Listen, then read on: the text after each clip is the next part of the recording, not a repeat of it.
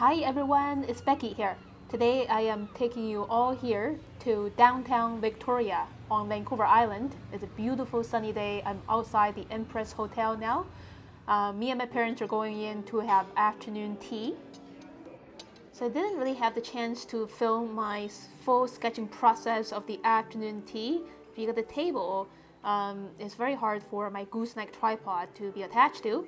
So here's the environment inside the Empress Hotel high tea area. I'm just going to show you a few snippets of my sketching process. So here I'm sketching this little cheesecake over here, which is in the shape of a rectangular prism that we can see two sides of it, and the top is covered by this little row of chocolate, and the layers following the 3D shape of the rectangular prism. Now adding these yellows and oranges, yellow, and then blending on a bit of yellow, orange, and a bit of yellow brown for the tea.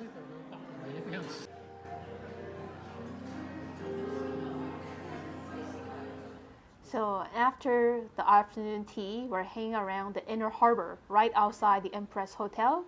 In the distance, there's the BC Legislature building. Here's my finished high tea sketch. Yeah, in between munching on those treats. Now I'm going to do a very loose and simple sketch beside the high tea sketch.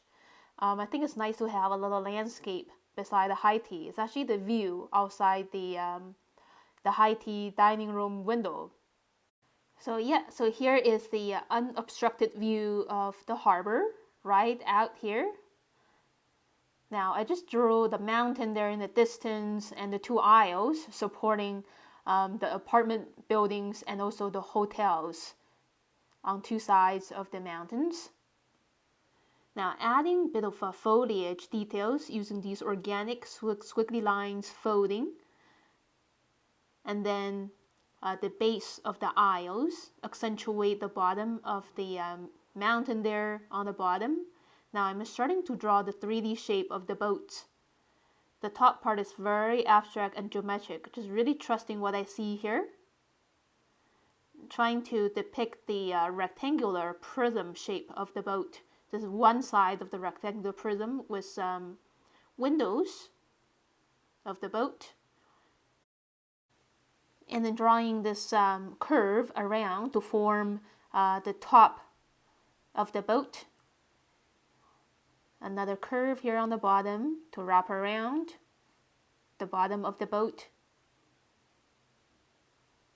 And the railing here on top.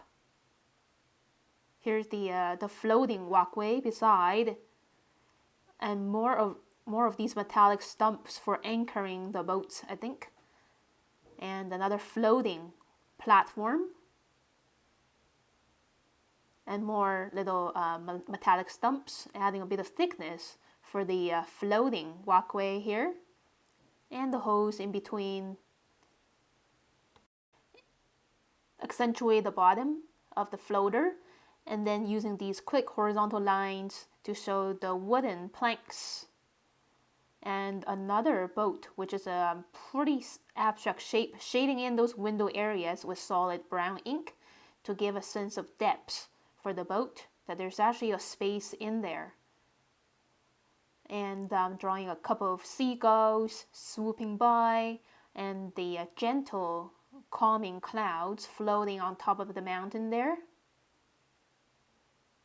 So as you can see, I'm using the back side of my fountain pen when drawing those clouds to create very thin lines. Now I'm ready to paint watercolors, starting with a really mild yellow wash on the bottom of the sky for the tints from the sunshine, mixing lime green with a bit of lemon yellow and a little bit of yellow ochre to paint the foliage here. And grabbing a little bit of cerulean blue and cobalt blue, and a tiny bit of green to paint the mountain here in the distance, as well as the first layer for the sea surface, using these horizontal brush marks, leaving some very soft white gaps in between for the shine of water. and some more horizontal brush marks. Playing with the fluidity of watercolors, that every single brush mark is of a slightly different value of that same color. And mixing a bit of cerulean blue with cobalt blue and a tiny bit of green now for the bottom part of the sky. Grabbing a little bit of yellow ochre. A sunshine glazing on those buildings there on the aisles, as well as the floater walkway here.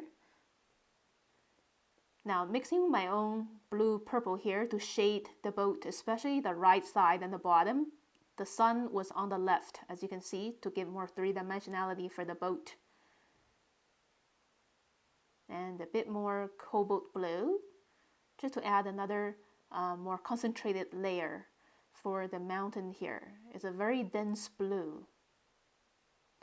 And gradually adding another layer for the surface of the sea, playing with hand pressure and holding the brush in different angles for various brushstroke thicknesses.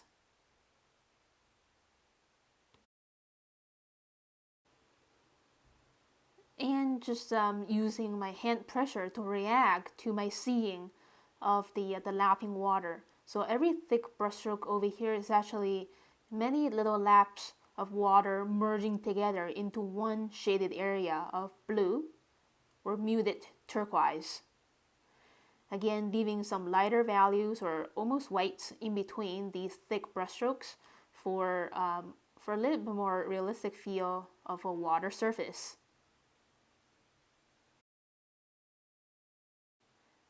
And slightly more detailed renderings with my medium tip water brush now, playing with the ratio of cobalt blue and a little bit of royal purple. It's actually a little tricky to paint landscapes during midday because everything looks very flat or overshaded. So just trying my best to figure things out and get the work done. Yeah, some thinner brushstrokes here for the foreground water area for some detailed lapping water. Yeah, especially around these solid objects, I can see the ripples in more refined details translated into these thinner brushstrokes. And then mixing even more royal purple into cobalt blue to add these shaded lapping water close to the boat here, as well as this boat, under the floater for sense of shadow. Now I'm ready to add on the next layer of the foliage. This is a mix of hooker's green with a little bit of yellow ochre. And just keep laying on different intensities of greens. I'm mixing a bit of burnt sienna into hooker's green. And also these brushstrokes now are containing less water and more paint pigment. So the green is more intense and powerful.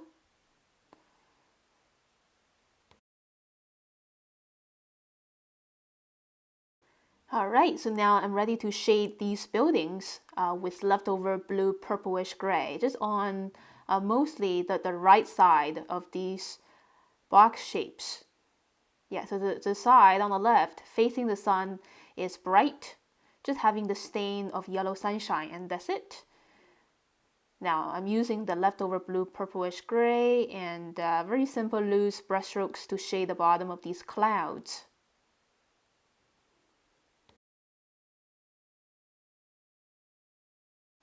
And that's a very simple and quick 25-minute sketch, and we had to go to check in at our Airbnb and then hang around the downtown area.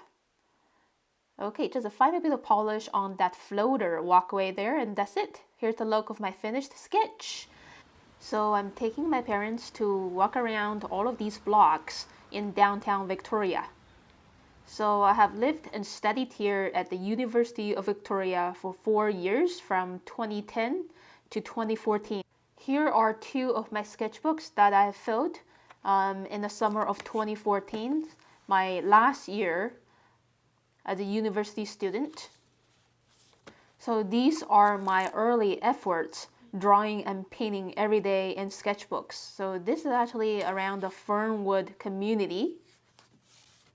So these are the pages that I did almost 10 years ago. This is the entrance of Market Square in downtown Victoria.